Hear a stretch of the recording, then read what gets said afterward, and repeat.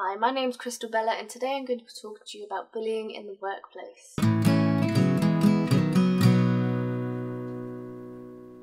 This video originates back to my previous video, which was dyspraxia in the workplace. Dyspraxia is very closely related to autism, so as you can imagine there is a lot of issues in the workplace for people with dyspraxia, but this video relates to absolutely anyone who's having bullying issues in the workplace. It's also important to keep an eye out for people doing it to others around you. So if you feel that one of your colleagues is a little bit uneasy when they come to work, it may be a possibility that they're receiving bullying from someone else within your workplace. These kind of things can include constantly putting someone down for the work that they do, only telling them off for issues instead of praising them, so constantly saying you shouldn't be doing this, you shouldn't be doing that, rather than actually praising you for a lot of good things that you do.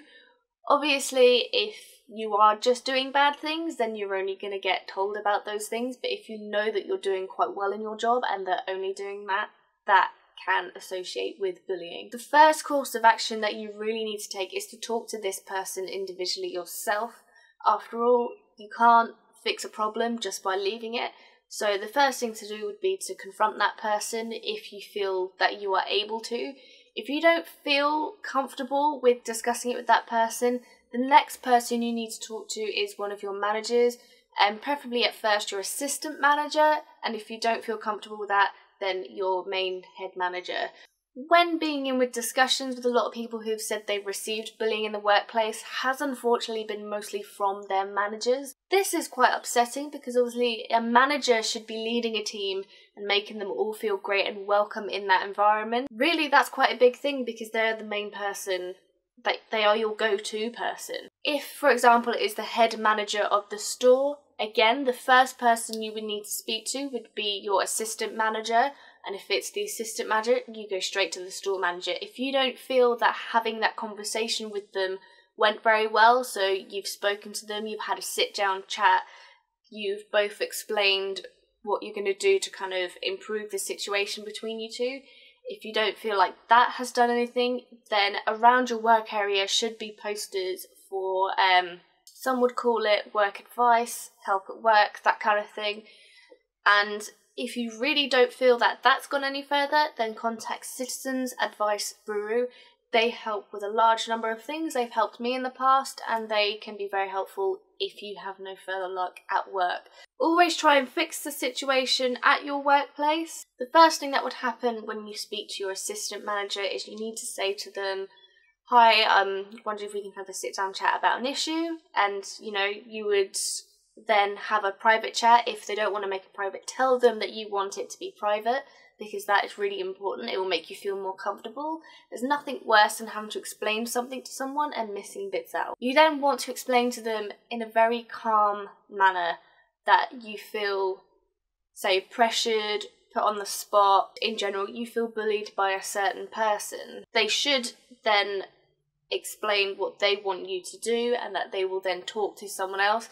They may very well talk to them for you, but they would probably prefer that you have a sit down together with them there in case anything escalates. That should hopefully fix any problem that you have, but should it not, then you would have to take it up to your store manager and say, "Hi, I've spoken to assistant manager, we had a sit down chat, I don't feel that it's improved." Then again, you will have another sit down chat. If you don't feel that has fixed, then your store manager should then have a chat with this person, and it would possibly lead to a disciplinary, which of course puts a note on their profile, so that should be their kind of incentive to be nice to you. That should be everyone's incentive in the first place, but for some people it's just not.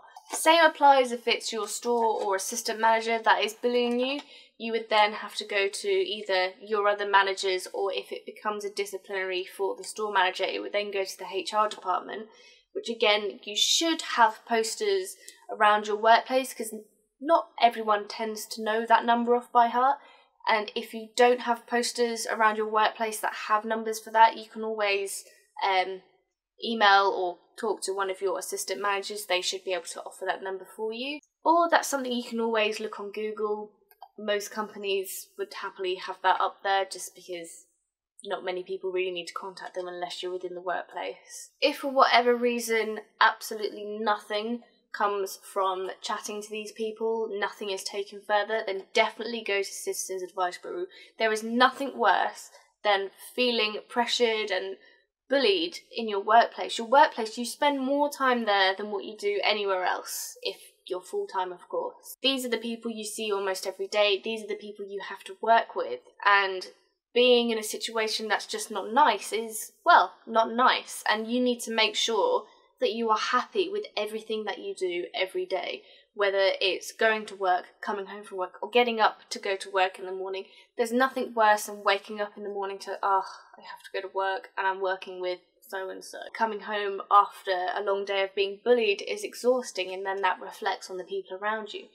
So making sure that your work life is healthy is incredibly important. Regardless of whether or not you feel like it's a small thing or a big thing, always talk to someone about it, because something you might think is quite small and someone else might think it's quite small as well, but that's something that's getting to you.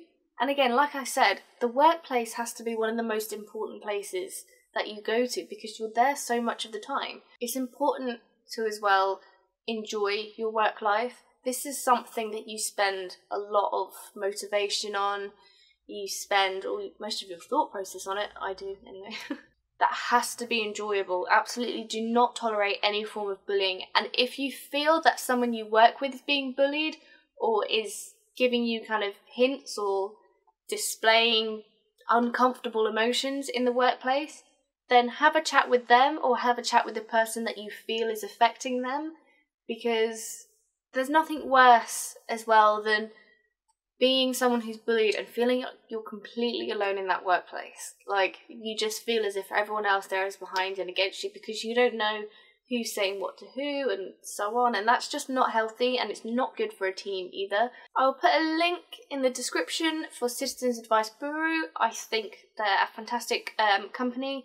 They're free to use and you can just book appointments with them whenever, and they will point you in the right direction or they will help put stuff together for you. Again, your work life has to be one of the most important places that you go to every week, so make sure that you're happy there, and if you're not, please, please, please do something about it.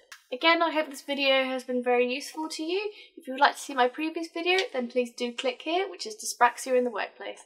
Bye bye, bye bye, bye bye, bye.